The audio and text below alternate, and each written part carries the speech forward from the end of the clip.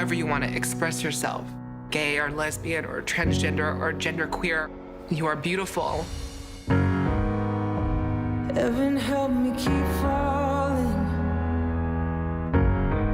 It's not easy finding your place. This could be our opportunity to take control of our lives. But if it's not love, it'll just break, it'll surround you. You can't stop fighting for the ones you love. You can be strong, standing in place, knowing you'll Please break understand, through. I'm not fighting about bathrooms. I'm fighting about her life. Well, I ask you, can you see me now? But if it's love, it will find you. Give you more to hold on to. It will carry the weight. I like the idea that the world is changing and I get to be whoever I want. When it comes to war, I fight. When it comes to love, I don't choose sides. This is just basic equality. That's all it is.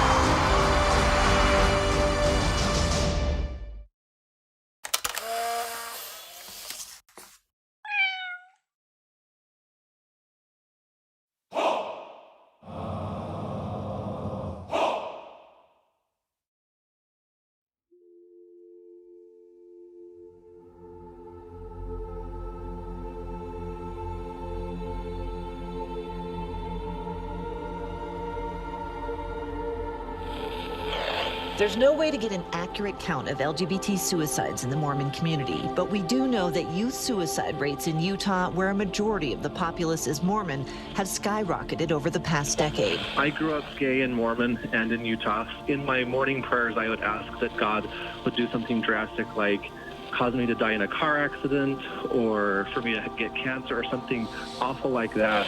When the God that you believe in and the family that raised you and loves you, when they reject you, you don't have a lot left to live for. You see the church between kind of a rock and a hard place when it comes to gay issues. We've taken this topic on a number of occasions. It's not going away. Where do we stand on this? We regard same-sex marriage as a significant, serious kind of sin. Simply being attracted to someone of the same gender is not a sin. It is when we act on the inclination or the attraction. The church finally said there's nothing wrong with being gay. Yay! As long as you don't do gay stuff. So, if you're a gay Mormon and you're in a relationship with a man, you're fine. As long as you don't hug him or kiss him or hold hands with him or have sex with him or marry him or live with him or be in a relationship with him. And today, I'm talking with Las Vegas resident Dan Reynolds, who is the lead singer of Imagine Dragons. Reynolds is on a mission quite apart from his musical career. He's putting together a documentary examining policies in the Mormon Church regarding the LGBTQ community. Dan Reynolds, it's great to have you back.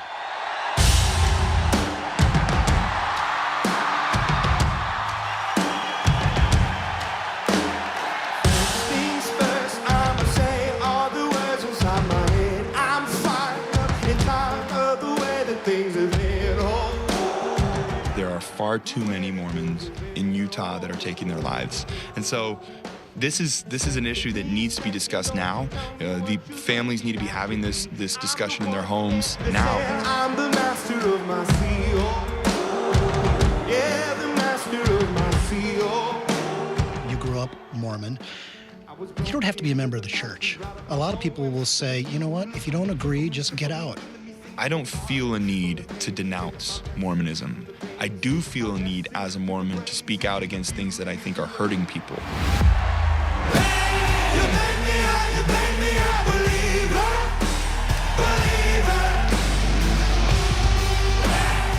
Dan, do you feel like in some ways you yourself might be leading people astray? people have reached out and said, hey, you know, you've lost your way, and God believes that being gay is a sin, and you're dragging down, you are spreading a message of against God's will.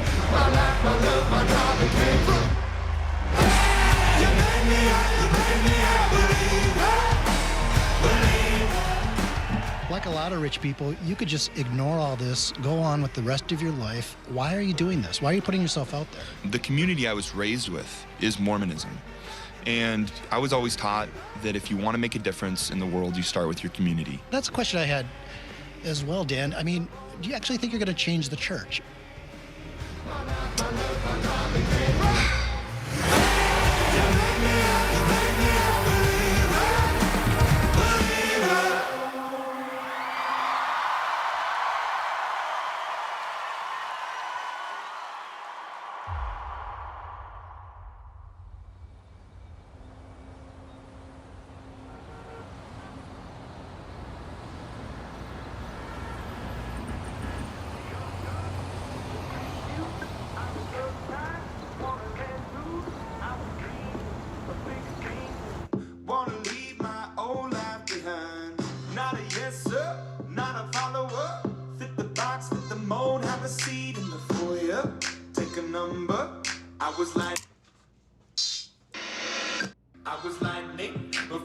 This song, I think, is probably going to be our next single.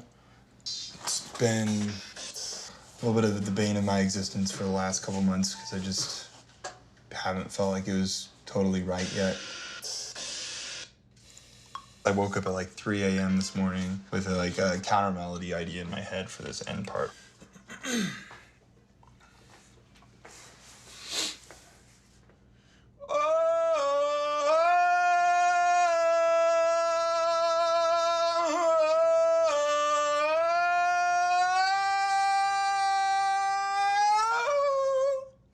This song it's called Thunder, but it's like, this time in my life was lightning before the thunder. It was like, when I was young, feeling a little misplaced, feeling never quite like I settled in a pocket.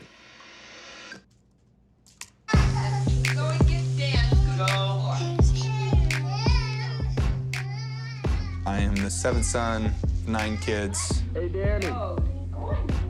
I was raised Mormon, Latter-day Saint, as Mormons say, LDS. It was really all I knew growing up, because when you grow up, you think everybody's Mormon, or at least most of the world's Mormon. So in the Mormon church, you're supposed to go on a mission when you turn 19 years old. A mission is 2 years away from your family. You knock doors all day. We're missionaries from the Church of Jesus Christ of Latter-day Saints. Okay, we have our own religion, thank you. Okay, that's okay. When you start as a missionary, you get into one, out of every 100 doors you knock. What carries you on is your complete, resolute belief in what you're doing. You are resilient about it, and so you knock those 100 doors. If there's anything I can leave with y'all tonight, it would just be that my testimony of this gospel is that I know it's real, and it does bring true happiness. When I came home from my mission, and I allowed my brain to really think about life and what I wanted out of it and who I wanted to be, everybody, in the Mormon community knew my family was like the smart Reynolds, the doctors, the lawyers, the good kids. You want your daughter to date a Reynolds boy, they're good kids. My brothers all went to BYU, they all married, great Mormon girls, had great Mormon families, and I didn't want to be the one to break that cycle. And so it just, it seemed like the easy route, like you follow the line.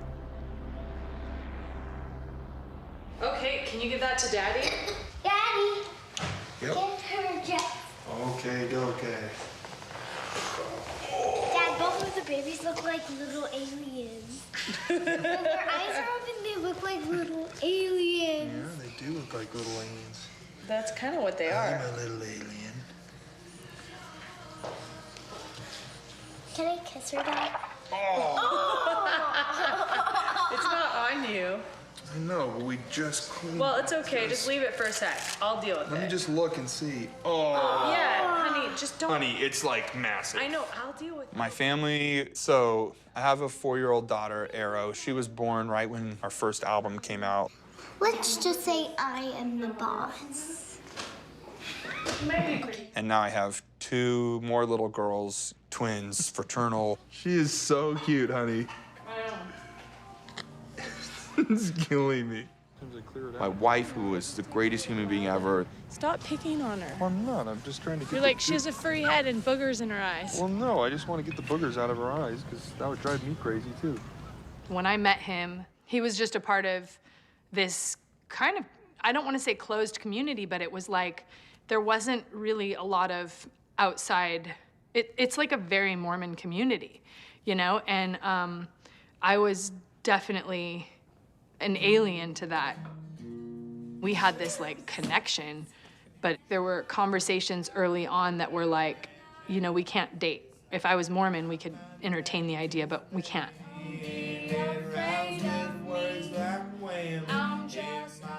We did try to be friends a lot. We kept being like, okay, look, I can't have you like out of my life. So we have to try to figure out how to be friends, but then it would just, we would hang out or see each other or whatever, and it was just like too much energy between us and it couldn't go anywhere. She couldn't handle the energy. There was just so much just mojo in the air. I would always be like, I can't do this. I can't talk to you anymore. If we can't be together, I cannot see you. Like, I can't talk to you, because I was so in love with him, and it just hurt. Dan had sent a song that he had written, and he had only written part of the song. And I was like, oh, well, I'll just write a verse and send it back.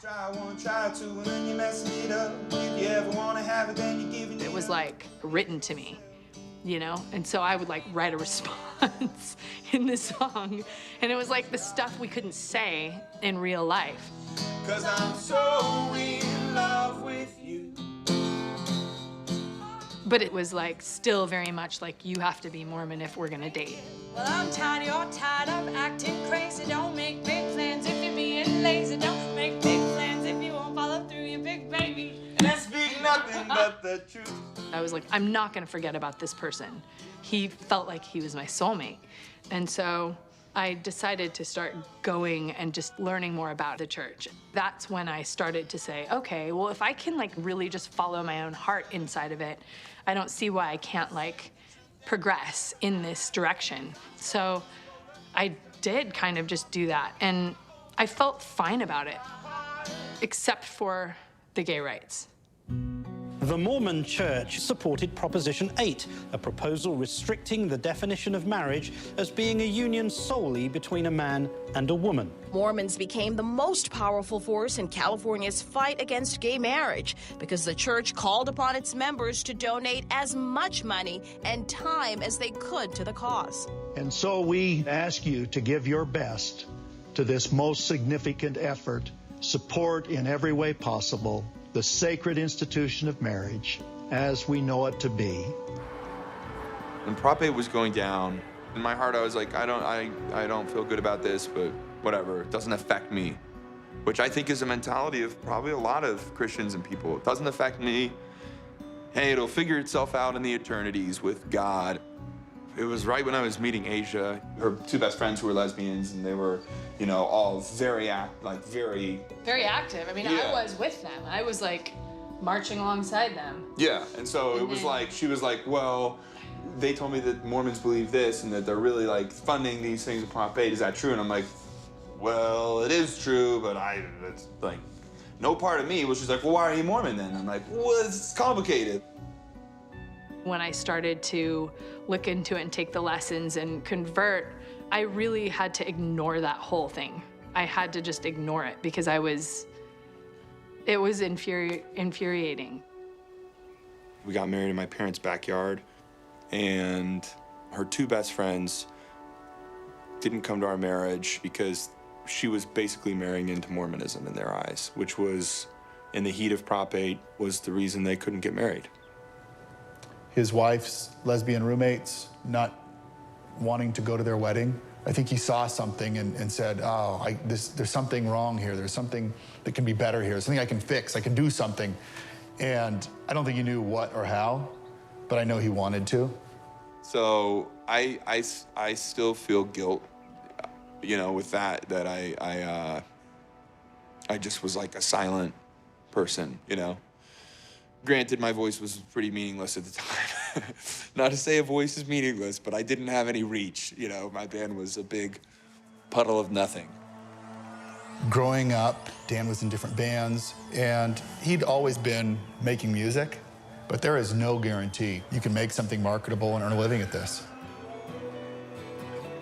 And I remember one time sitting down with my mom and dad, and they said, so Dan wants to do this rock thing, be in a rock band. So just tell us, what's his chance of success? Regardless of the fact that I knew he was driven and he had a good voice, and I thought he wrote amazing melodies, I said 0. Waking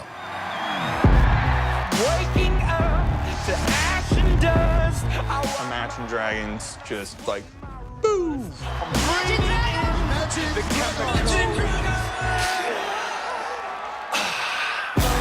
Suddenly it was like everybody just screaming at you, you know, great things and terrible things, and it was all just a new thing to me. What's been like the biggest crowd response that you just felt overwhelmed? I've been overwhelmed, honestly, every day. I don't know that I can think of many more opposite worlds than that of a Mormon missionary and that of a rock star. It was completely shocking to me to be kind of thrust into the world. Like I had to relearn everything about everything I had known.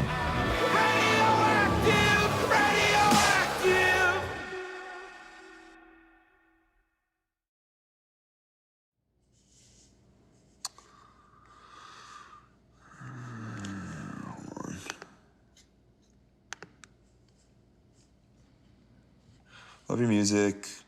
I heard you have depression. I also have depression. But listening to your music really takes me away from it. Right now I feel worthless. Life is just really hard. I have no self-esteem.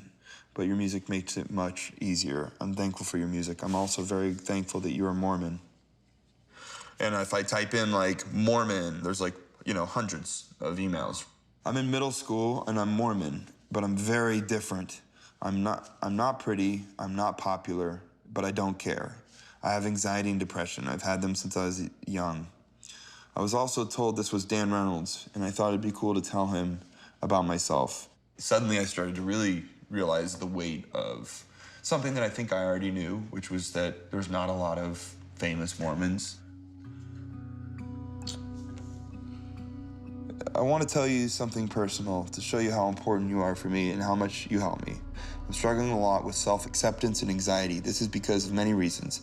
There is one big thing that annoys me the most, my sexuality. I hate myself for a lot of this. I don't even want to know where I would be without your music. I have no idea if you support same-sex marriage since you are a Mormon. If you don't, it's okay and I respect you.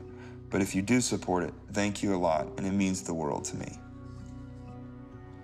Tom, who sent me this email, says all these sweet things, and at the bottom, you know, hey, if you do, I respect you, but I know that he is hurt and is looking for someone from this band that he likes to tell him, no, Tom, I'm not judging you, and I never even wrote him back because I haven't read that email till right now because there's so many emails, but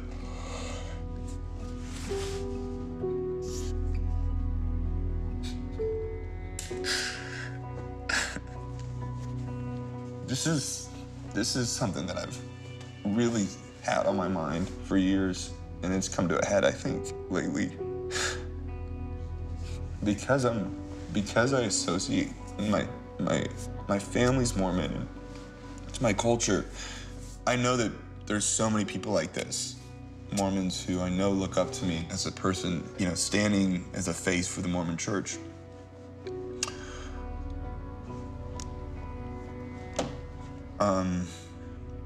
Yeah, I've been so conflicted because I don't know whether to, let down all these people who are Mormon and looking to me, or to be to stand back and then be,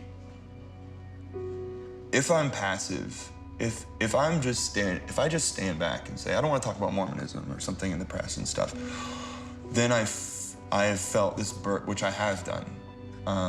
Then I feel this burden, like, I feel guilt. I feel like I am standing then for bigotry.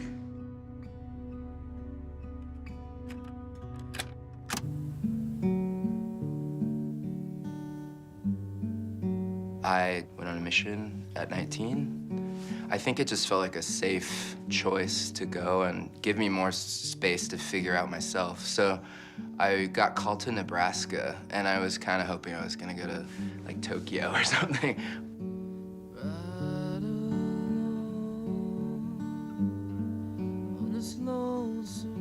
Tyler and I both served in Omaha, Nebraska. He had finished his 2 years right as I was coming out. Like, we barely linked like that. But it was enough that, like, the shadow of Tyler was still there. My first companion had a CD that said, like, Tyler Glenn on it, and he told me that it was this missionary and was writing songs in his spare time. Jesus got my back. Yeah, on my mission, I had really a great experience. It really shaped this sort of headphone-wearing, like, kind of pseudo-goth kid into, like, someone that could talk to people. Yeah, and I got home, and then I decided to be gay for a little bit. And that started the conflict.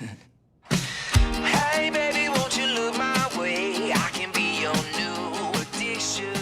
I got home from my mission, and Tyler had started a band called Neon Trees. It started with a whisper. His band blew up, and then my band blew up. I would see him at festivals, and I'd be like, hey, guy that's Mormon in that band. Hey, I'm the guy over here that's Mormon in this band. I followed him. I saw the things that he was saying, because he was like a Mormon in the press. Being gay and closeted, I became a master compartmentalizer. I was able to sort of compartmentalize a version of Mormonism that fit. So come 29, we've put out 2 successful records, and we toured the world 6 times. I'm living my dream, you know? So, like, I should be happy, and I'm not content at all. And I'm thinking, I can't keep thinking this is a cool secret that I can live with the rest of my life.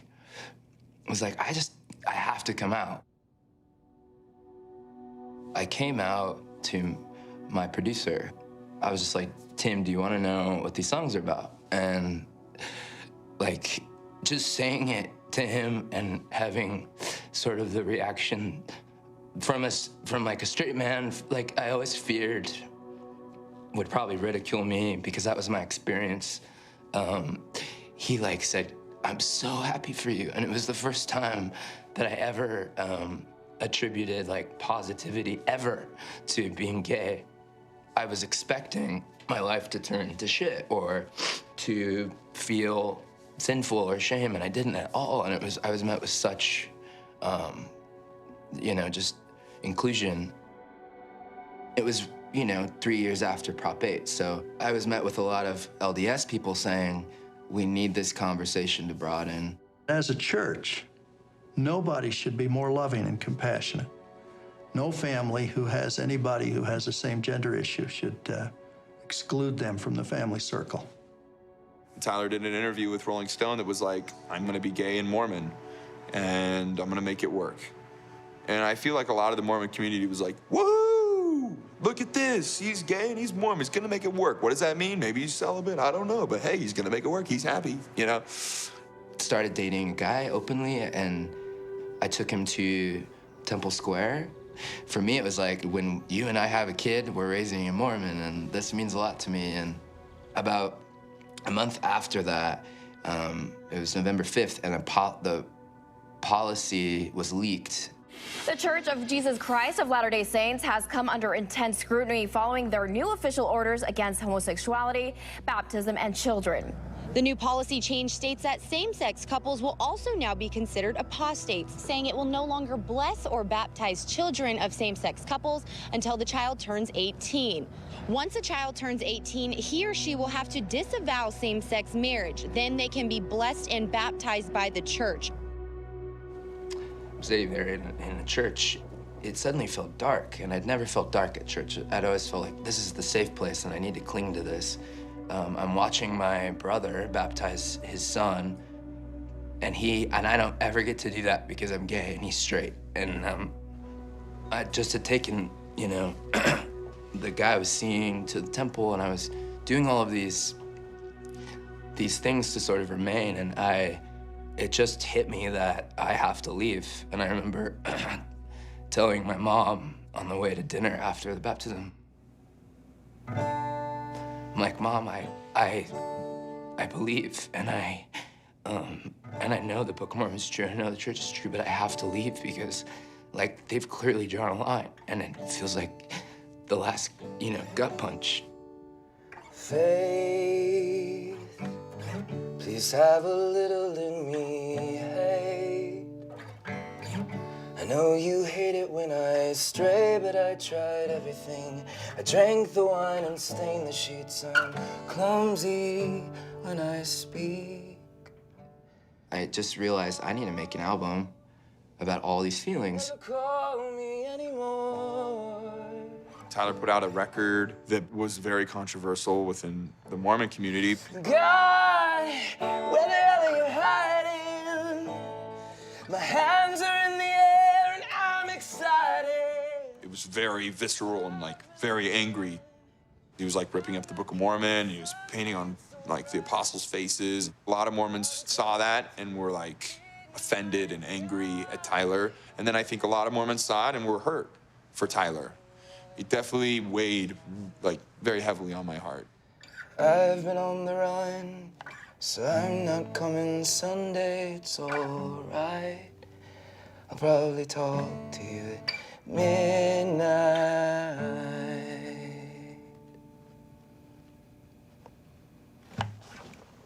Cool.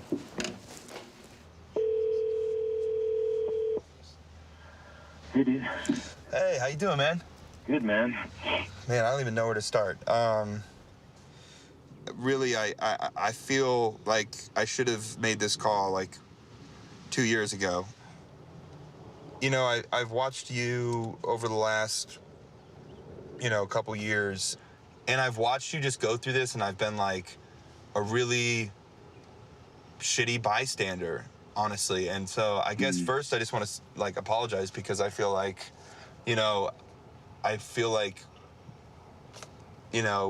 don't know who else you could relate to, how many other people you could relate to in this industry that are Mormon and have to feel conflicted about all these things. And I don't know, I just feel that really means a lot. Thank you. Wow, that's really cool. Seriously. But the question I want to ask you is, what now? What can I do what can I had this little idea in my head, and tell me if it's stupid. What if me and you got together and we put on a big event in Salt Lake City? Me, you, some people can come together and be inclusive of everybody and tell them all this needs to change. I know we can't force the church to change it, but maybe we can by raising more awareness and making more Mormons in their heart feel this isn't right. Maybe that's you know what I mean? Maybe that's what's going to start the change. That's what it takes, man. Dude, I'm down, absolutely. Let's do it. I'm so amped right now. I'm we're gonna do this amazing thing. This is for Mormons, this is for non-Mormons, this is for the LGBT non-Mormons, LGBT Mormons. This is for the world to come to. So you know what I thought about? First thing that came to my mind? Food. What are we gonna do for food? If we can get food trucks, awesome. That's what I think. I'm thinking food, and really what I should be thinking is, how do we not offend 50% of the people that come? You're just trying to enlighten people. You're not trying to offend anyone. See what you just said right there? Enlighten people. That you think that's says offensive? to people, you're in the dark, let me enlighten you. No. Educate. You're stupid, let me educate. No, that's not true. I think people don't know statistics. They don't know the reality of what's happening. You can't come in and say you're wrong. No. You have to come in and say, let's talk and believe in the goodness of people. You have to change people's minds as a friend. But it's not even that. You don't have to change people's minds. They have to change their minds. We have to in my opinion, it's did you put bologna in this? There's ham in there. It's really weird tasting. Is it? We don't usually put ham in sandwiches, right? This is the first time. No, but it's what was in there. The Mormon, this is where I was raised, Mormonism. So this is my community, these are my people. That's the last thing I want to do, is to say, I'm right, you're wrong. Come and let me tell you why. It needs to be, everybody come to the table and let's see what's happening. These are the people who are in it, Yeah. Their message is 10 times more powerful than me getting up Hey, I'm the singer of Imagine Dragons. You know that song? Radioactive, radioactive. Now, let me tell you everything that I know about this subject, because I really don't know that much. And everybody's gonna be like, I'm all heart. The education is yet to come. So. Oh, gosh. Well, hey, we are kind of all heart.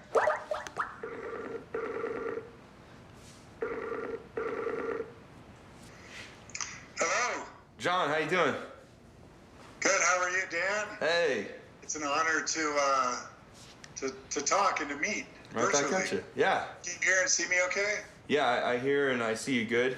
You're a little choppy here and there, but not bad. I'll close a bunch of windows and just make sure. Yeah, are you playing World of Warcraft while you're talking to me? No, I'm not. My name is John DeLynn, and I'm a sixth-generation Mormon, raised as a devout, Orthodox, believing Mormon. Mormonism was everything to me because my parents had been divorced, and I felt like the church took care of me and nurtured me when my family was falling apart. In 2009, I started a PhD in clinical and counseling psychology. I was just noticing all these LGBT Mormons that were depressed and suicidal, and the church was encouraging mixed orientation marriages where you're gay, but you marry a straight person. My name is Ricardo. I am a Mormon. I'm a father of 6 children, and I am attracted to men. The attractions aren't gonna go away. They're gonna be there my whole life. But I don't feel that I'm losing anything in my life. To me, that's being authentic. It's finding that core happiness within you. And for me, it's important that that core happiness is aligned with my beliefs and the gospel. They were encouraging celibacy. I feel now, being around people that know that I'm gay, I'm able to be myself. And I'm not having to make up excuses of why I'm not dating or I'm not married or I'm not falling in love. What's been so great about this experience is that I've been able to understand what really makes me happy, and that is pleasing God. So we decided to study what decisions led to healthy outcomes for LGBT people and what decisions led to unhealthy outcomes. I just wanted to understand a couple things. Can you change being gay or lesbian if you try? What happens if you just try and be celibate? What happens if you just try and marry a woman? Mixed orientation marriages were a disaster. Celibacy was the worst possible option that they could have chosen. Hundreds and hundreds of the people mentioned suicide in their narratives of wanting to kill themselves because of the struggle, feeling like God didn't love them, that God wouldn't heal them, and so they must have been beyond God's love and power. The suicide rates in Utah are alarming. We've seen the suicide rates of youth between the ages of 15 and 19 double in the past 2 to 3 years and triple over the past 8 or 9 years since 2008. Nowhere else in the entire United States are we seeing youth suicide rates double and triple over that same time period. And so what's the cause? What happened in 2007, 2008? It was when the predominant religion within the state of Utah declares war on LGBT people. Today I'd like to explain how I became an LGBT ally as a Mormon. I gave a TED Talk in 2013. I want to begin by making a point that you can literally save the lives of your LGBT brothers and sisters, sons and daughters through love. Well, I gave the TED Talk in like October or November 2013. And by January or February of 2014, my bishop had called me in and told me he was starting an investigation into my membership. And in February of 2015, I was excommunicated from the church. There's no doubt in my mind that my public support of LGBT people was a major factor in my excommunication. Excommunication is about the worst thing that a Mormon could ever experience. It basically means, from a religious perspective, that you're cut off from your family for all of eternity, that your family's gonna go to this really nice place in heaven, and you're gonna be alone in a dark, sad place. And that's what excommunication means. It means you can't participate in church. It's basically condemning you to the Mormon equivalent of hell. And it was But more than that, it's cutting you off from your tribe. It's cutting you off from your people, from your friends, from your family. I have family members that won't speak to me, and it's devastating. Oh man, my family is all Mormon, and they're very active. I have a real fear of losing all that. Maybe you've heard the quote, the only thing required for evil to persist is for good men to do nothing. You've probably heard that, right? I have, yeah. I've always loved the church. I still do. I still consider myself Mormon. But I felt the same way you did. I didn't want to leave it. I didn't want to be excommunicated. I do think the number of overt bigots out there is a percentage is really small. But the number of Mormons, frankly, who just have decided to remain silent is extremely large. And so I've been watching you guys, and in my heart, I'm just like, things are going to change when these guys are willing to speak up. Here's to my future, here's to my yesterday, here's to change, oh, here's to my yesterday, no tomorrow without a yesterday, here's to my future. This house was built 125 years ago by a polygamist named William D. Alexander. Yeah, you have the view of the temple check right out out there. that. Wow, yeah. Little did he know that someday his rainbow window would perfectly encase that Moroni. The Captain Moroni on Yeah. the top of the Mormon temple. So the kids can kind of just come in here after school's out, just come hang out, find a place of just refuge and kind of... Yeah. The whole idea is they just walk in like it's their own home. I did have an area authority ask me, when these kids come here and you're going to make them more gay and their families aren't, and I was like, no, no, no, no. We are just here to love and support them and give them a safe place to be.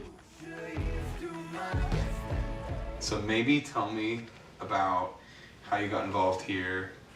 My mom is working here. Is that? I am volunteering here. You're volunteering here? Right. When you came out, how was that received with your friends, the church? It was only this Sunday that I came out to the church. Okay. Hi, my name is Savannah, and I want to share my testimony with you. I believe I'm a child of heavenly parents. I went up during testimony meeting, and I bore my testimony on how everyone is made the certain way that they are and how I was made to be gay. I believe I was made the way I am. I felt nervous, actually, because I didn't know what people would react. They did not mess up when they gave me freckles or when they made me to be gay. God loves me just this way because I believe that He loves all His creations. I hope to get married and have a family. I know these dreams and wishes are good and right. I know I can have all of these things as a lesbian and be happy. I didn't get to finish all the way through my testimony. I think it was like a paragraph later after I said the word lesbian. They cut me off. I want to love myself and not feel ashamed for being me. I ask you.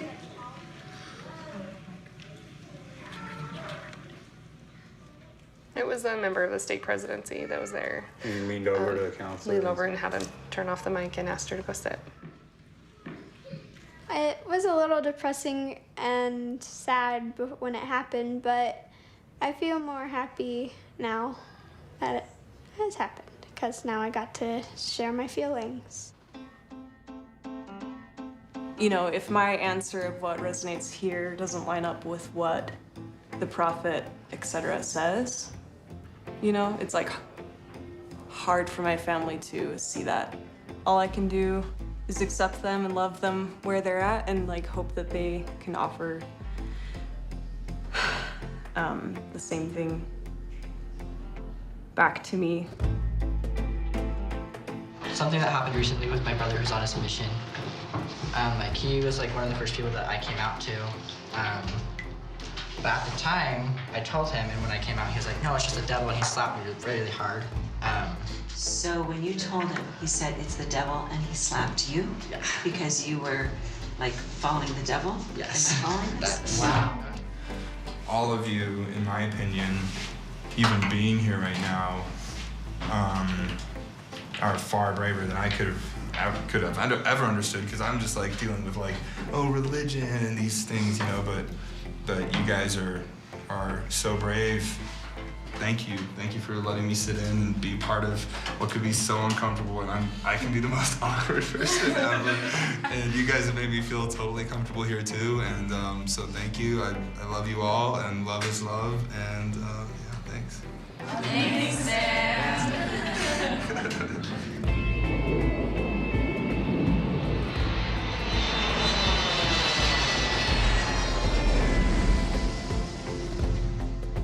And here are our crisis counselors here are ready to take phone calls. Our research here at the Trevor Project has found that if an LGBT young person has one supportive adult, the risk of suicide is lessened by 30%. Wow.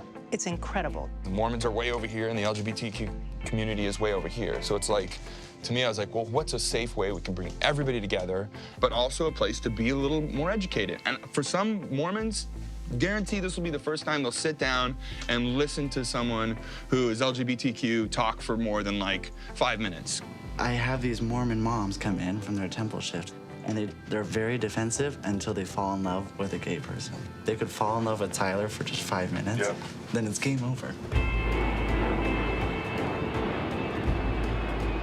So dragons, trees, Dragons, trees interspersed with speakers. I mean, that alone is going to be like 20,000 people. Have you thought about where? I think Pioneer Park. And isn't it right next to the temple, someone was telling me or something? It's like 3 blocks from it. 3 blocks from the temple? Mm-hmm. Huh. Yeah, so they hold huge events here. And do they have food trucks or anything like that? Yeah, so there's like vendors. What do you think the name of the festival should be? It needs to be something that the Mormons are like, oh, this sounds rad and I want to come to it, but it should sound progressive and cool and not boring. LoveLoud. LoveLoud. Or Festival. Love Louder. LoveLoud Festival. LoveLoud Festival. That's kind of cool. It is. LoveLoud Festival. Are you going to LoveLoud? That's kind of cool. No, I'm going to Love Louder. No, I'm going to Love As I have loved you, love one another, this new commandment, love one another. By this shall man know ye are my disciples, if ye have love one to another. It's actually pretty. Yeah, it is. It's a Mormon.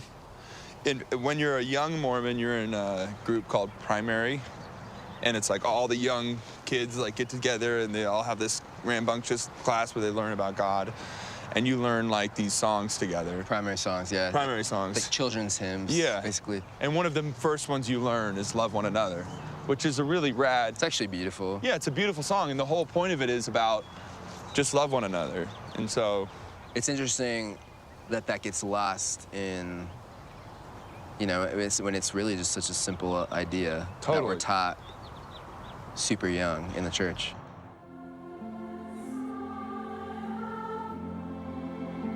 A lot of Mormons are really good-hearted, loving, kind, charitable people who want what's right, and they want to be kind and loving and tolerant, but they have leaders that are telling them what to think and how to behave.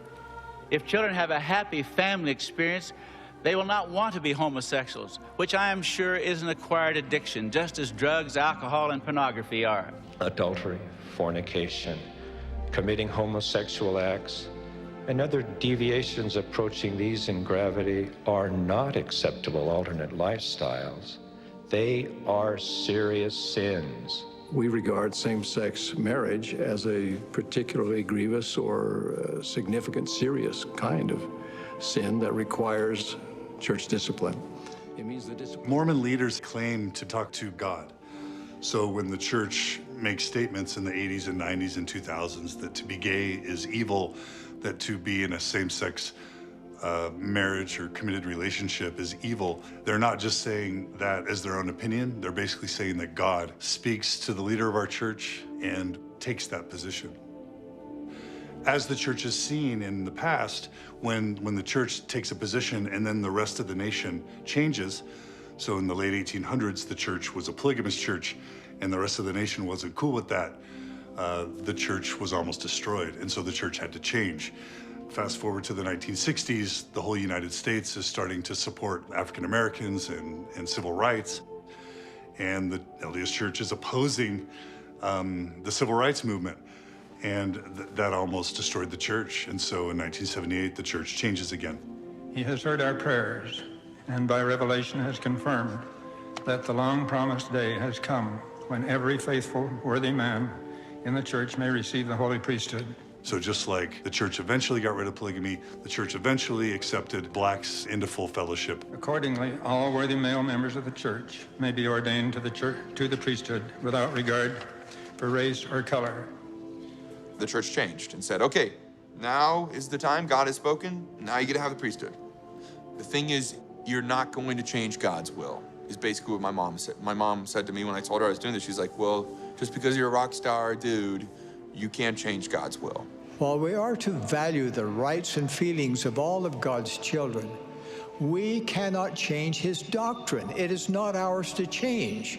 False prophets and false teachers are those who attempt to change the God-given and scripturally based doctrines that protect the sanctity of marriage. Just because you go and pound on the brethren's door and you're like, Thomas S. Monson, come on, change this, man. Come on, change it. He's not going to change it for you, and because he's only doing what God tells him to do, and God's not going to change it for you. But if all the members of a church are talking about something, then the prophet's going to pray about it more, right? I think that maybe I'm one part of this puzzle that's like, you know, coming together, and hopefully the apostles and the prophet go pray about it, and God comes down and tells them what's up. So, you know, there's a glimmer of hope, and in the long term, I think there's a lot of hope. The question is how long will it take to get there, and how many people will be hurt along the way?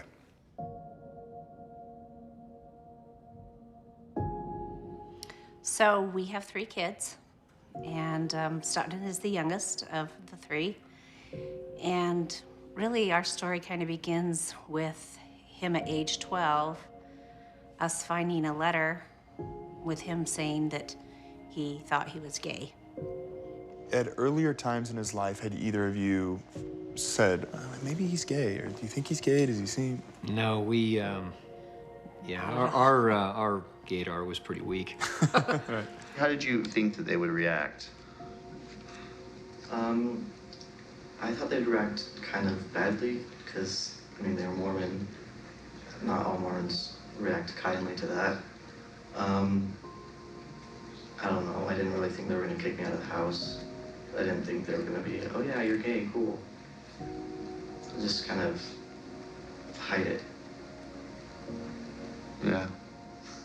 You know, when we said, well, let's just kind of ride this out, that wasn't his MO. His MO was, yeah, I think I'm going to announce it at school tomorrow type thing. So, yeah, he had his own bullhorn. yeah, he was pretty proud and out. I remember I gave him a neon pink T-shirt that said "Queer New World," and he was so excited by this neon pink shirt because it was going to scandalize everyone in his school. You know, he just thought, well, this is me. What's the problem? And unfortunately, not everybody was ready for that. And I was kind of like internally realizing that I was gay. I got handed a pamphlet for the strength of youth, and it said homosexuality is a serious sin, and I got very angry about that, and it kind of just spiraled downward from there.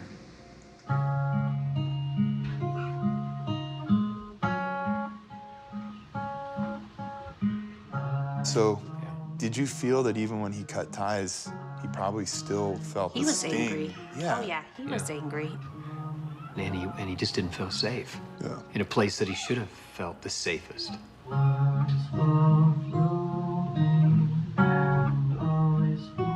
The rest of society around him, from church to school to government, kept sending a message to Stockton that he was less than. You know, often kids would say to him, I can associate with you, but if my parents find out, then I can't. It was always, you know, this constant, I like you, but, or I love you, but. Take this sink and boat and point it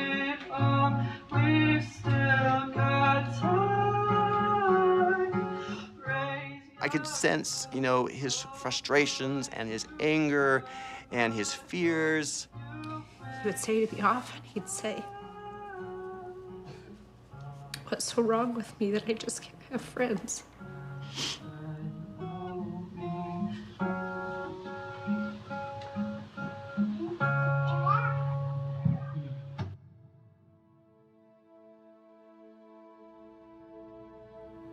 I really didn't see it coming. We were in St. George and just got a call that he was gone.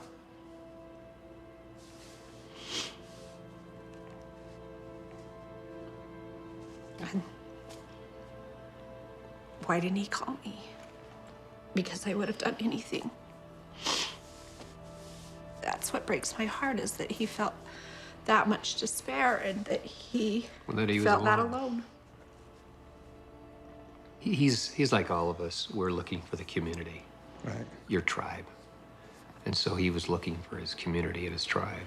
And so, yeah, it was hard, because the community that should have been so loving and accepting of him and appreciative of who he is, just, I mean, I think a lot of these kids really did love him and accept him, but they were at war with their dynamic. What they're being taught at church, what they're being taught at home. Right. Right. Yeah. We need more voices. It's just, we need more voices.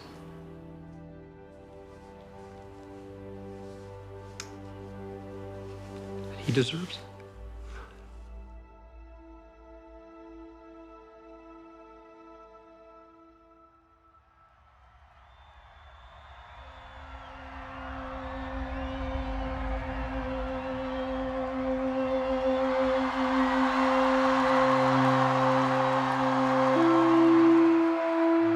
My heart is full tonight.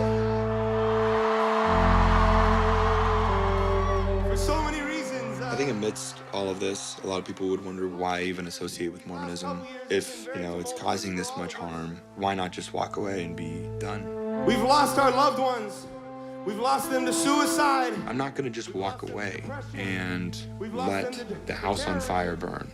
I'd rather do all that I can with this lucky spot that I've been put in to hopefully put out a fire. It's time to begin, isn't it?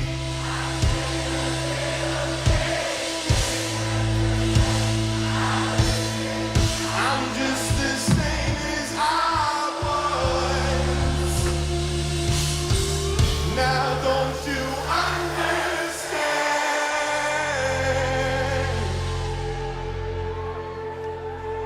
that I'm never changing who I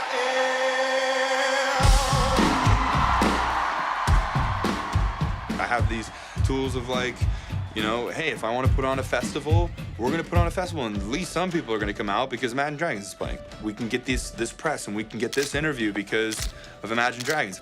Dan, welcome to the show. How are you doing today? I'm doing great. I don't know if you can hear my baby screaming in the background. We're doing this documentary. I'm also putting on a festival in Utah, August 26th, called LoveLoud. There's gonna be parents who are gonna get up and speak who've lost their child to suicide. LoveLoud was this ginormous beast suddenly. I was like, okay, I'm gonna hire an assistant. I don't think he had any idea what he was signing up for.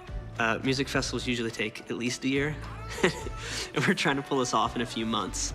We're gonna hopefully create enough rumblings that it gets a ton of press coverage and that people start to understand that telling your child that it's sinful to be gay can be so destructive. Are you worried about fans being maybe turned off by activism? You know, come on, Dan, just play your music. I have to pay attention to my heart and speak things that are in my heart. I felt that by not speaking out, I was doing a big disservice to my community. My goal is to change this in the church, and not to say that I can change the church, but at least to bring together a ton of people who are Mormon who have said, you know, we've had enough with this.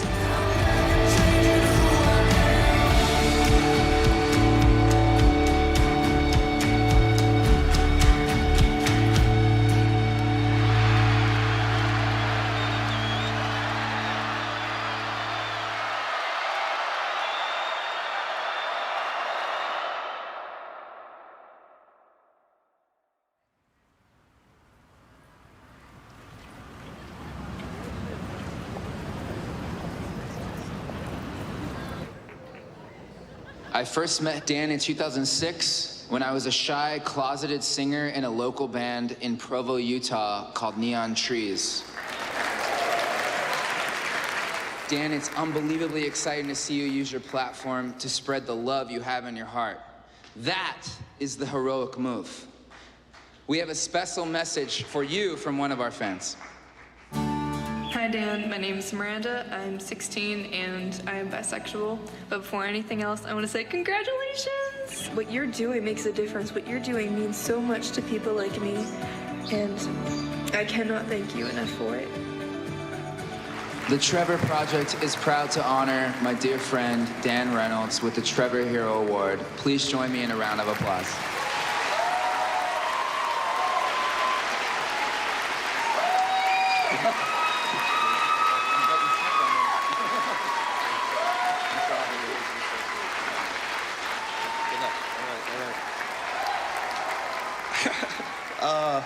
I loved a lot of my mission. I did a ton of service work. I lost myself. I became nothing. You're the geeky, stupid-looking dude with the name badge, and you get Slurpees thrown at you, and it's humbling. It's humbling, and it was good for me. But I'm sure you're wondering, where is he going with all this? And this is where I'm going with it. For those 2 years, when people asked me what the doctrine was, and they said, hey, I am gay, or I feel, like, I feel like I like girls, and what do I do about this? I taught that it was a sin, because that's what I had been raised to teach. I never felt it in my heart since I was young. I hold regret about that to this day. I wish I could knock all those doors. I wish I could re-knock them and tell them that I was wrong. I can't do that. All I can do is come forward to you today and tell you I sincerely am sorry. I really, in my heart.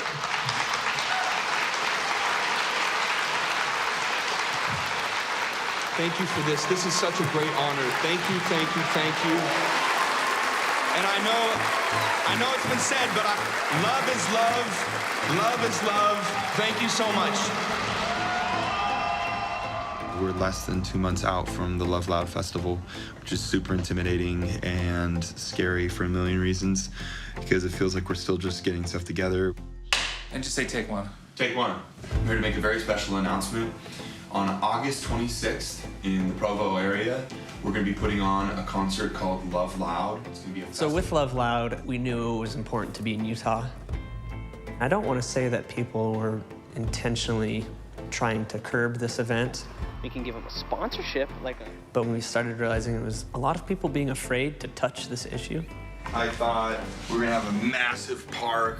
We're going to show that the whole state of Utah actually believes in this.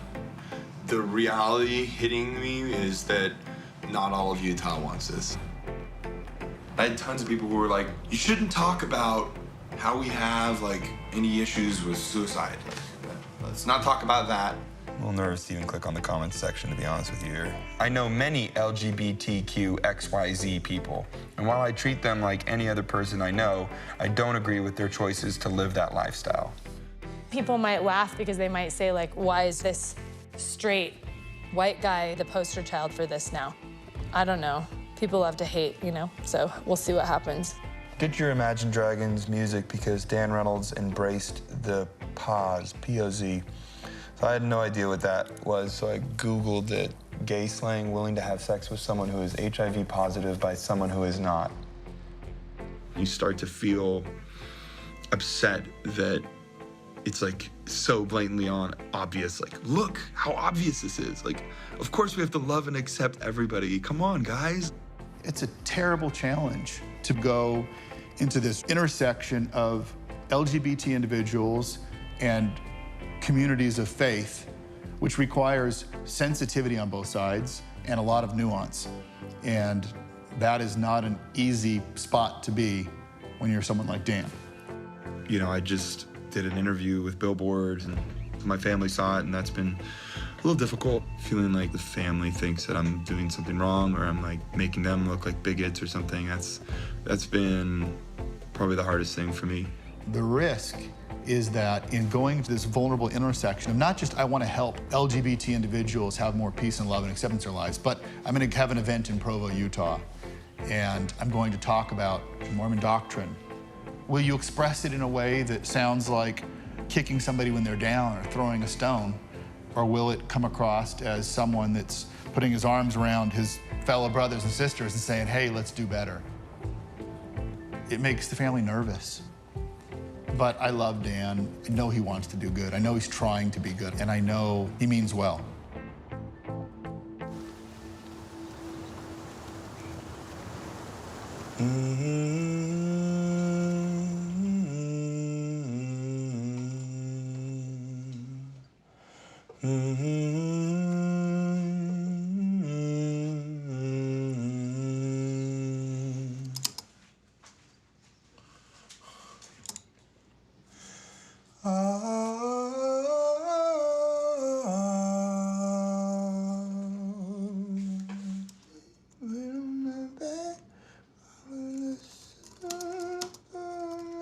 If I were you, I'd run away, closing your eyes and count to 10. Bird in the sky, peace in your mind. There's a week in particular where everything with LoveLoud was basically falling apart. Why is it so much more difficult than I thought it would be? Like you just say, hey, let's all meet in this park this day and do something. As of yesterday, our whole team that we have together was kind of feeling like we needed to cancel the event. We looked at, I think, a lot of sites in the Provo area to do something of that magnitude. We really couldn't find any. Utah was just making it too impossible to put it on. If I was me, weight on my back, feeling the sun upon my eyes, where would I turn? What would I burn? I am a pawn within your hand. So many voices. August 26th is 5 weeks from now, and I'm concerned that you can't pull this off in a manner that you'll be proud of and that you'll want to show to the world. And I just want to figure out what's growing up before and let you know, and hopefully you guys will consider us for next year. Blood into the stone. What do I do? Where do I turn? Even my scream cease to be heard. Okay. Thank you. All right. You are bound to be alone. So many choices.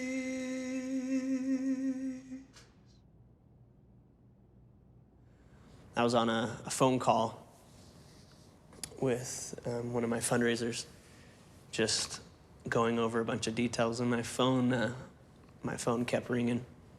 I looked down, and it was my mom. I was like, Mom. And then she called again, and then she called a third time. And at that point, I realized I need to talk to my mom. And so I just said, hey, I need to end this call. I need to call my mom.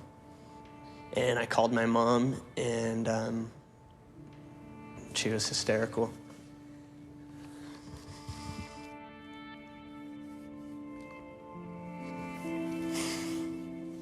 She told me my brother Landon had just hung himself.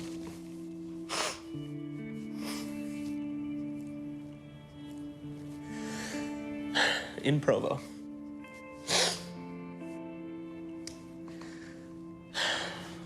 In place of you, our faith is strong. Woo the colors high in the blue and cheer our Cougars of BYU. Oh, rah, rah, rah, rah. So Landon was attending BYU, the LDS Church's university. He also had a really cool girlfriend, and he'd kind of blossomed down there.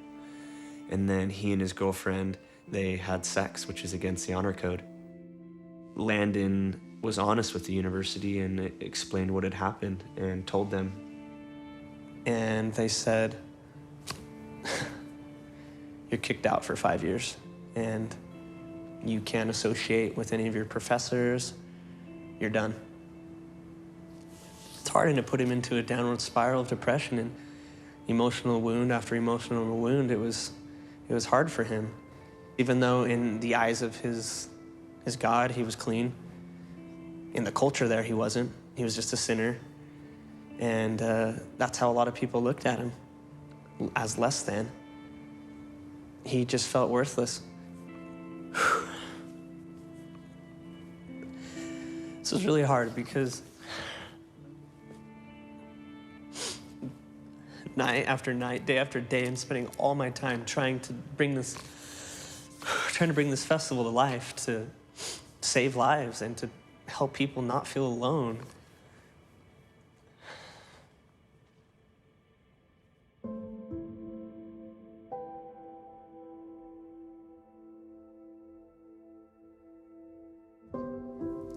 It breaks my heart knowing that Landon got to a point where he believed that the only way his soul could go on was for it to leave his body.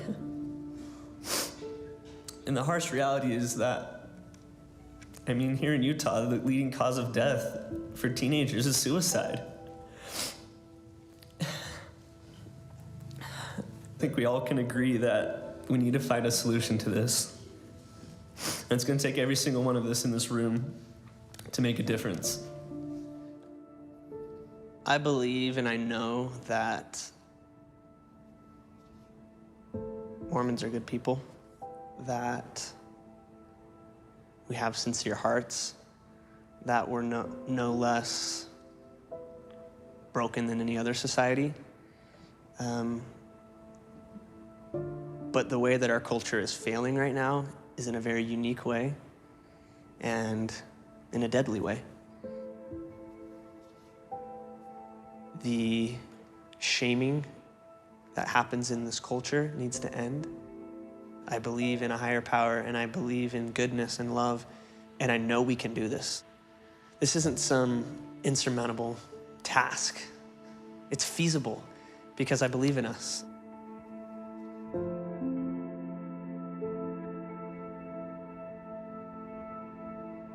And I responded to him and I said, Lance, I'm so sorry that your brother just committed suicide. You don't have to do this anymore. You know, you don't have to be on these calls. Please, like, go take off time with your family. Like, you can, like, I'll do LoveLoud. And he just refuses. He texts me and he says, I'm gonna be with my family for a few days, but we'll still be working on everything and want you to know we will make it happen. No one deserves to feel the way my mother does right now. And I'm going to work my hardest to ensure that this suicide epidemic ends, man. This is so wrong and has to stop. I know you're stressing about this festival, but I assure you we're going to pull this off. There are too many things going right. LoveLoud is going to happen and it's going to change the world. He just said, we're gonna do this, Dan. We can do this. I have an idea. Let's do it grassroots. We don't need to get a bunch of money. We don't need to dumb it down or clean it up or make it more vanilla to get sponsors. You know, you told me on the phone that if we didn't get the money, we'd go stand in a park on a soapbox and just scream to the world that things needed to change in Utah. We want it to be a safe space for everybody to come out and be able to feel the love and acceptance together for our LGBTQ youth, and we want them to hear it with resounding cries from all across Utah. We went from the event not happening to me begging people to take it on. We have the chance to do something that's really powerful and great, but it has been, doing it in Utah has been difficult. Finally, we got somebody who said, okay, we can do it if we do it in this ballpark, and we're gonna have to set it up the morning of, so we need a small stage you can roll in. A mutual love of music is a great way to foster love, understanding, and acceptance. That's how our next guest wants to support the LGBTQ community. It's basically come together in such a crazy last-minute way that every single person told me that I was stupid doing it.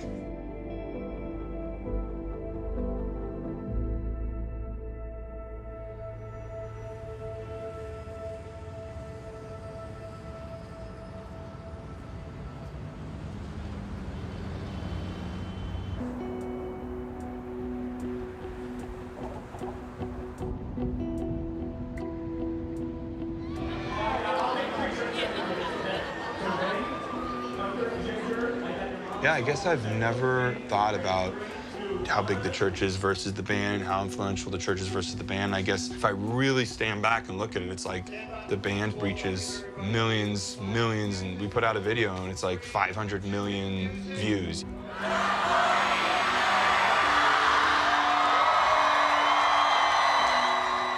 have a show in November in Salt Lake City that's sold out, and it's sold out super fast, and it's 20,000 people plus. We figured, oh, well, we can do this LoveLoud.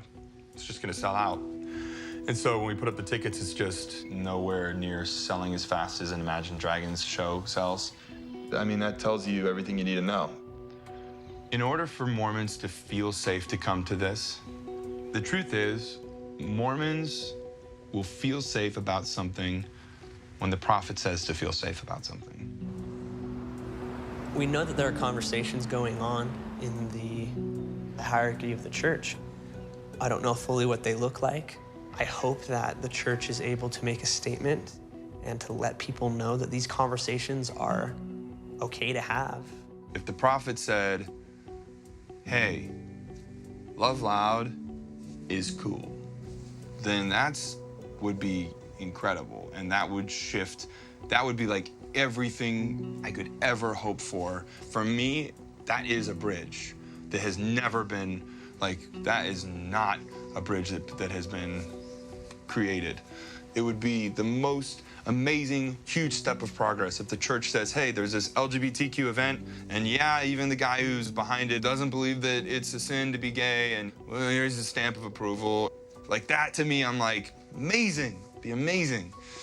So yeah, I've been waiting on pins and needles to see if they're gonna come through with a proposal, and I hope it's sooner rather than later.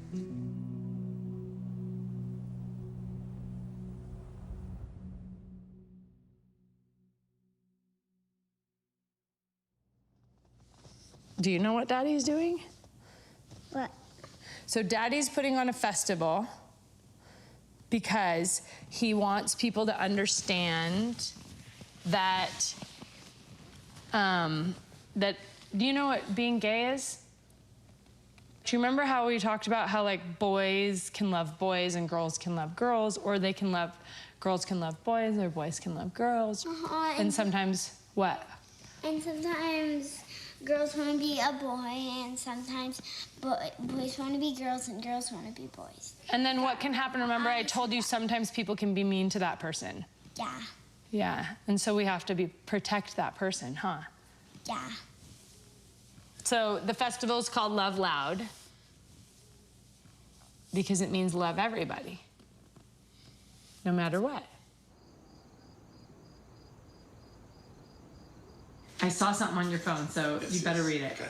It's 10:30 p.m. 10:30 p.m. We're just about to go to bed, and it's Sunday, yeah. 14th. Yeah. So we're like a week out. Is that right? Yeah. No, I don't know. We're gonna start school tomorrow. I don't know what 10 days. What's the It was day? like 10 days. 10 days. Anyway, Okay. we have the church's statement. Quote, we applaud the love... It's long, jeez.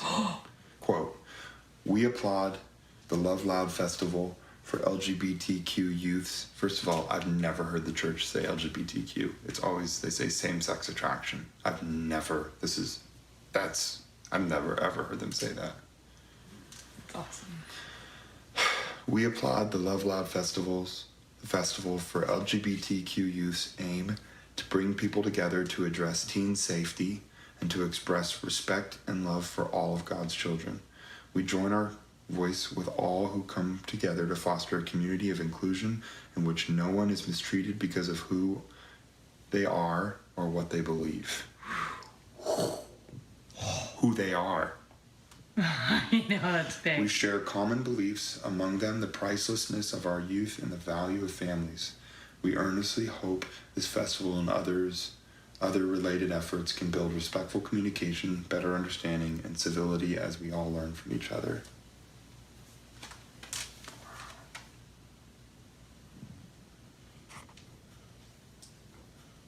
That's really great, babe. That's a step. It's pretty awesome.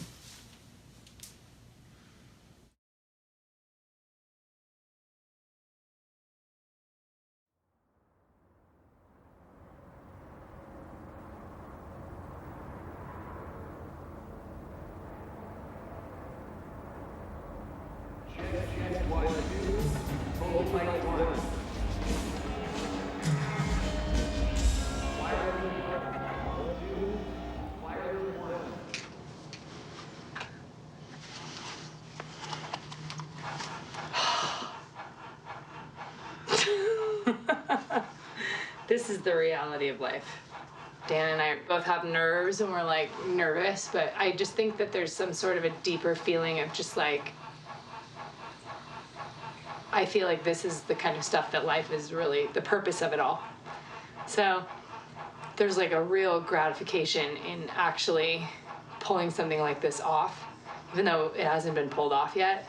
But I feel like it's just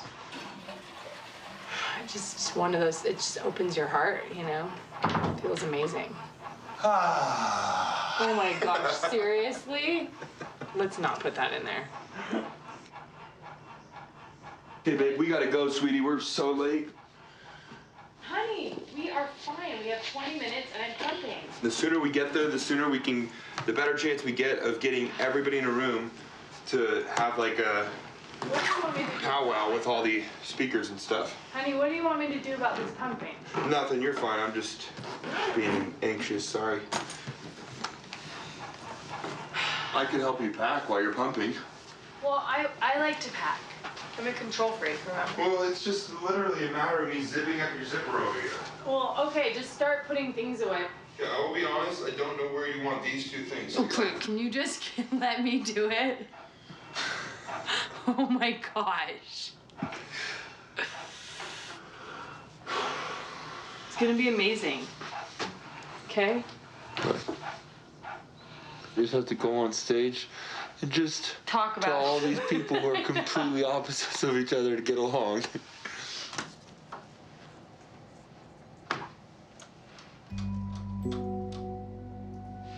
Alright, bud. Okay. No. We're gonna do it. Okay. Let's do it.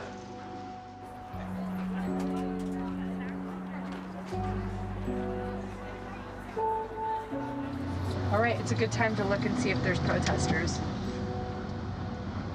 You're making me so nervous today, hon. I don't know why. What? I don't know why. Why? I don't know why. I'm not supposed to be here to make you I know, I think I'm just making myself nervous, and I just want to blame it on you because you're my wife. The people online, I'm just so curious to hear what people are talking about. Yeah, and what the line looks like, and like who's coming to this. It seems like there's a lot more people than would just be LGBTQ, and I'm really happy to see that. I think what Dan Reynolds has done here is really important for helping people to see and normalize the concept of us being in the same world as them. I wish I could have been here, 10 years ago. I think it would have saved a lot of heartache for a lot of people. I think it could have saved some lives. Seeing how many people are out here supporting the cause, it's like a hope for humanity kind of thing. Yeah.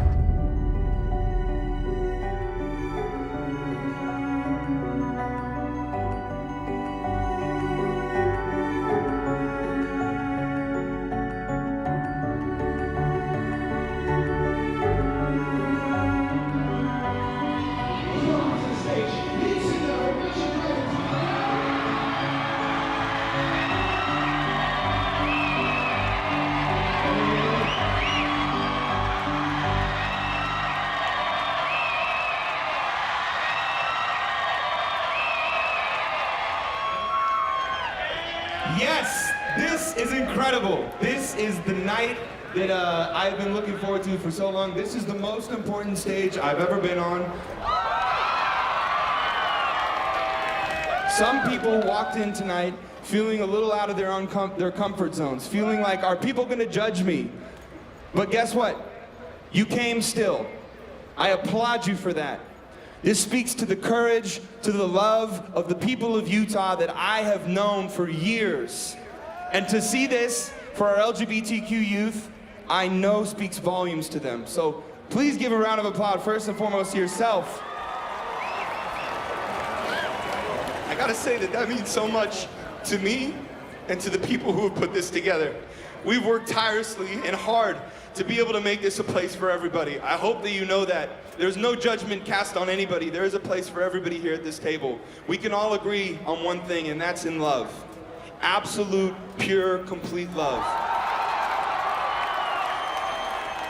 I want to introduce you to the person who has me here today my everything. I am nothing without this individual. She has shaped my life, opened my mind and my heart, and she's also the greatest artist in the whole world. I'm not biased, that's just the way it is. It's my wife, Asia Volkman. Come on out.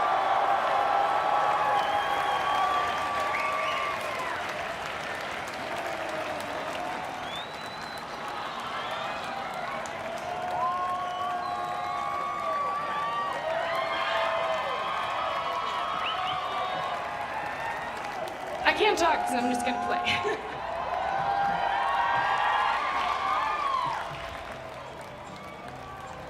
Breathe in deep.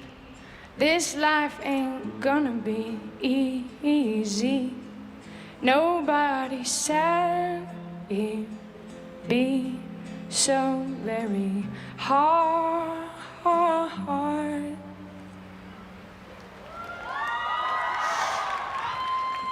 Don't lose faith. You guys. When I was a 7-year-old, 8-year-old Mormon boy, I was so afraid that I might be gay, because if I was, it would mean that I would lose my parents, my family, the faith community that I loved so much. And if that 7-year-old boy could have flashed forward and seen tonight, with 20,000 Mormons here celebrating us, I would have had more hope for the future. And I hope that the 7 and 8-year-old queer kids out there will feel hope for their future as well.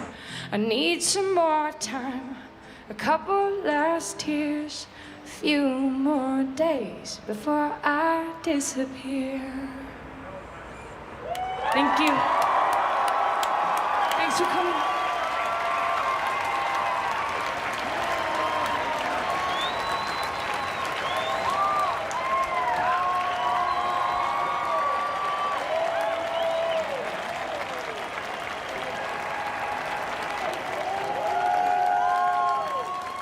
Give a LoveLoud Fest welcome to Savannah and her mother, Heather.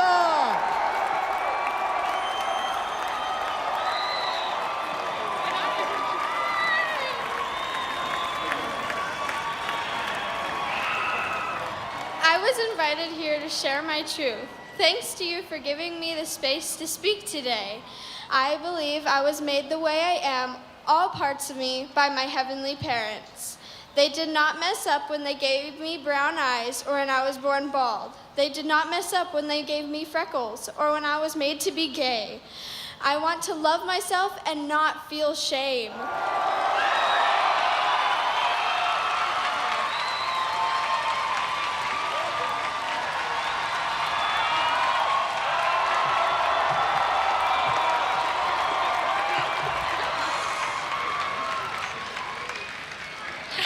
And I know my heavenly parents love and accept me. Thank you.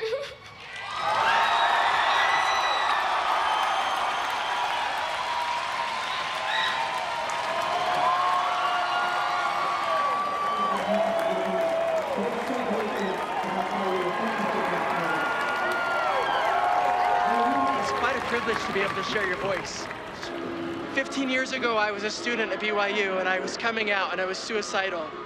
And I'm here, and I just got this hug from this little girl who stood up. She's 13, and she just told everybody that God loves her because he made her. I mean, it took me until I was almost 30 to have that in my brain say, I don't have to be better or try to be better.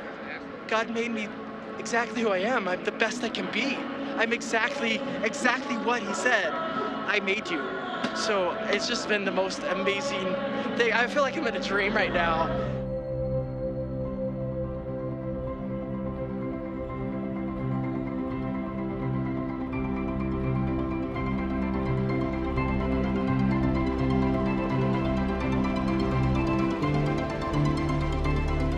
Feels like Mormon Woodstock. That's how it feels. It feels like a historic moment, really. It feels like we've fought so hard for so long, and finally we're able to do something significant. We've reached critical mass. A scripture I cherish says of God that he inviteth all to come unto him and partake of his goodness, and all are alike unto him. May this be a new beginning for all of us, that this community may hereafter be known as a place of love for all.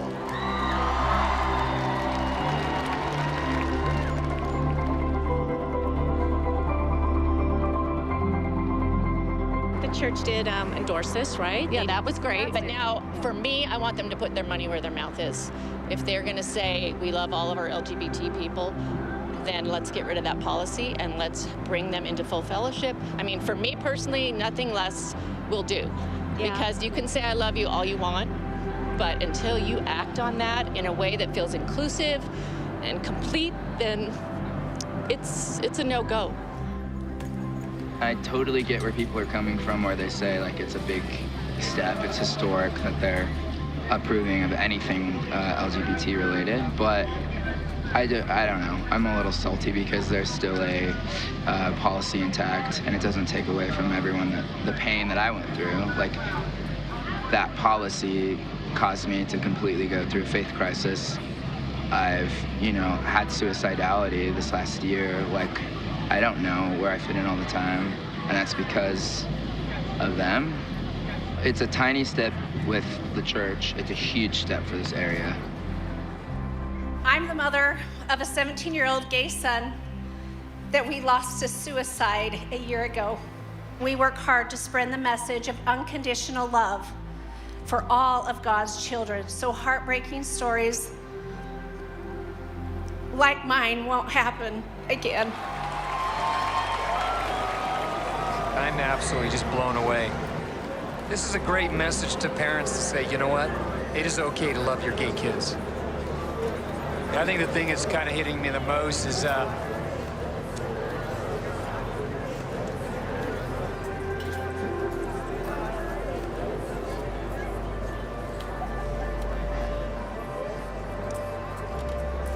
know Stockton's really proud. Yeah, he would be. He's dancing up there just glowing, probably dancing with no clothes on. That's the truth. I was going to say it, but he did. He's loving this.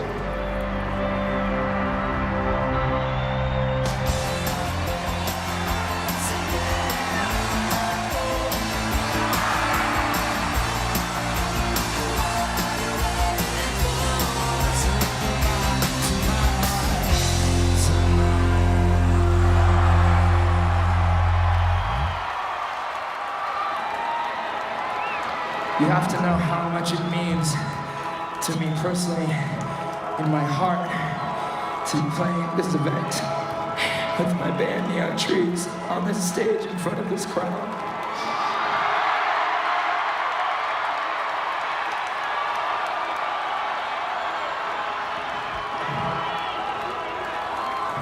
Being an openly gay man performing with my band up here should speak volumes. I am happy, I'm proud, I'm open. I have friends and family that love me, and you will too.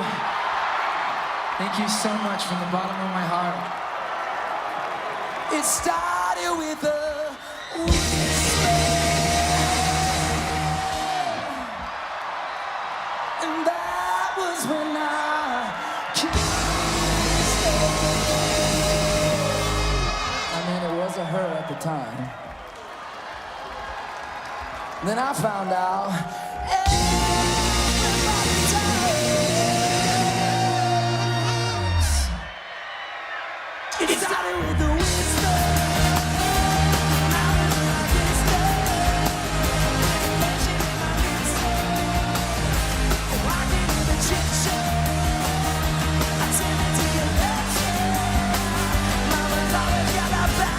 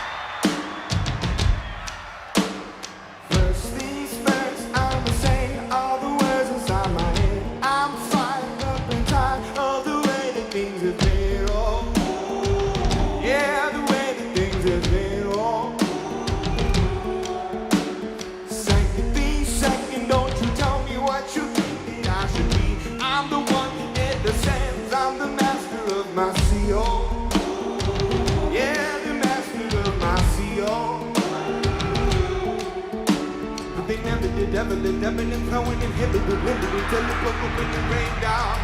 It rained down. Lord!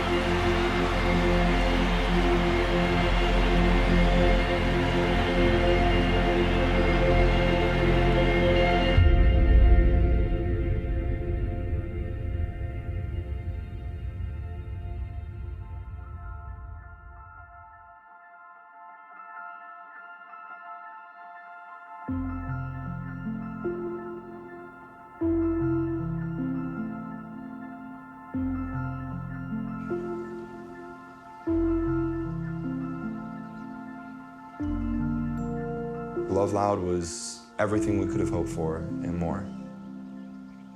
It showed it's not just me as a Mormon who is antsy for change. The whole Mormon community came out in droves to say, this is a place within the church that is broken. How can we fix it? Leading up to LoveLoud, the church obviously reached out to me, and we have been having kind of an open dialogue. Coming out of LoveLoud, everybody was feeling positive momentum. I had been extremely excited for General Conference. And General Conference happens twice a year. It's where the apostles and the prophets speak like on live television to the world and to all the Mormons. And I think a lot of Mormons, myself, were waiting to hear an apostle say, now let's start to do something to change this. Members of the Church of Jesus Christ of Latter-day Saints are blessed with unique doctrine and different ways of viewing the world. We've witnessed a rapid and increasing public acceptance of cohabitation without marriage and same-sex marriage. Elder Oaks talked about the Family Proclamation, which is basically an old piece that was put together from the church that was released about marriage between a man and a woman, and these are the things that make up a good, healthy family. The Family Proclamation begins by declaring that marriage between a man and a woman is ordained of God, and that the family is central to the Creator's plan for the eternal destiny of His children. It also affirms that gender is an essential characteristic of individual, premortal, mortal, and eternal identity and purpose. The church basically just doubled down on everything they've been pounding into my head and Mormons' heads for years, which is to be gay and act upon it is a sin. Marriage is between man and a woman.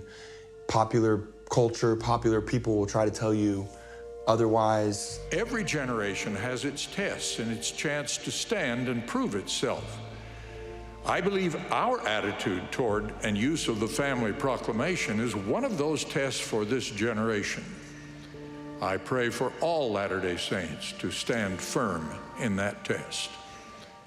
In light of LoveLoud, that for me was a dark day, to say the least. It's a dark week, a dark month.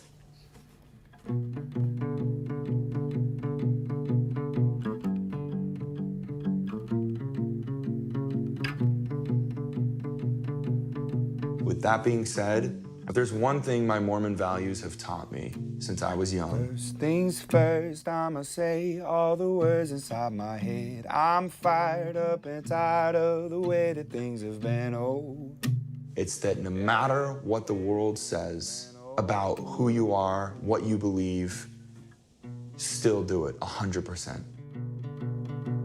That spirit was the spirit that carried me through my mission. I felt like I was bearing my truth regardless of what anybody thought about me. That's all because of Mormonism and my parents. And so they have all prepped me for this moment now. Pain, you made me a believer, believer. Pain, you break me down, you build me a believer, believer.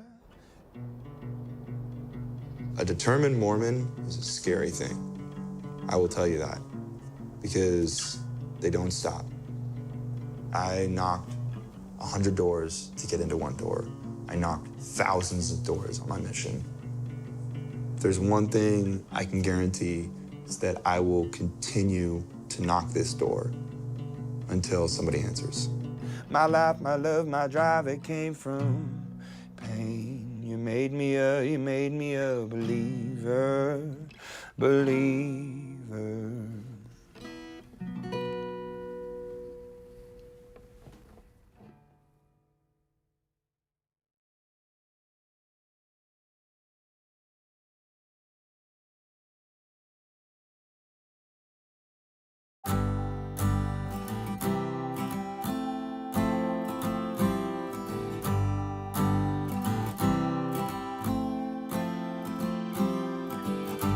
Wake up every morning with a new resolve. Two hands and one heart, let the world revolve.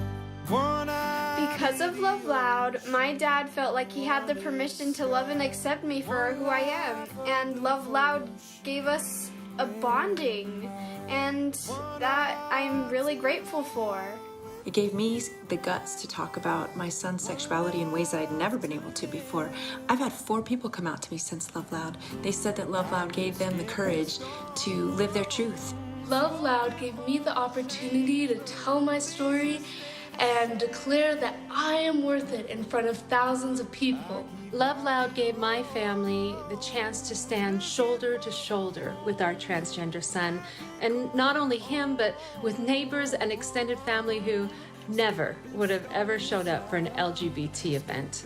LoveLoud gave me hope and inspiration that things can change, that I myself can be a force for good in my own community. Looking at this crowd of thousands of people, I realized these are people I don't have to be scared of.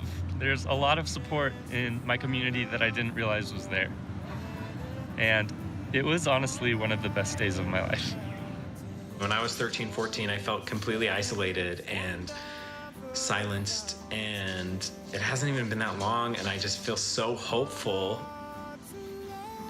about the future and that things will just keep getting better. And I hope it does. I keep skipping stones, hoping for a change, but things just stay the same. I keep walking roads, looking for a home that I can call my own. Skipping stones, I'm skipping stones, I'm skipping stones, I'm skipping stones, skipping stones, I'm stones, I'm skipping stones. Love is not a product of reasonings and statistics. It just comes. None knows whence and cannot explain itself. Love is a madness if thwarted it develops fast.